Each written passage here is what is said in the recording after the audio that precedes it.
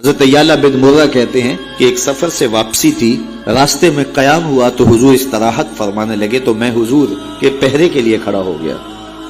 دور صحرا میں ایک درخت تھا، وہ ہلنے لگا، پھر جڑوں سمیت ٹکڑا اور شاخوں کے بل اپنے آپ کو گھسیٹتا ہوا میرے برابر آ کے کھڑا نہیں ہو جاتا۔ میرے لیے بڑی حیرت کی بات تھی، لیکن کوئی تھا نہیں کہ اس سے بات کروں۔ خیر تھوڑی دیر کے بعد وہ اپنی جگہ سے چلا اور جہاں سے اکھڑا تھا وہیں جا کے نصب ہو گیا۔ حضور بیدار ہوئے تو سلام عرض کرنے کے بعد میں نے پہلی بات یہی عرض کی،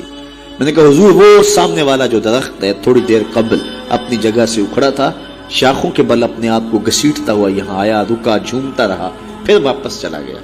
حضور مسکرا دیے اور فرمایا ھذہ شجرۃ استاذنت ربھا، فرمایا یہ درخت ہے، اس نے رب سے اجازت مانگی تھی، مالک تیرا محبوب نیڑے آیا ہے، سلام نہ کر رہا ہوں، فاذن لہا، تو رب نے اس کو اجازت دے دی تھی، یہ مجھے سلامی پیش کرنے آیا تھا۔ تو پوری کائنات تو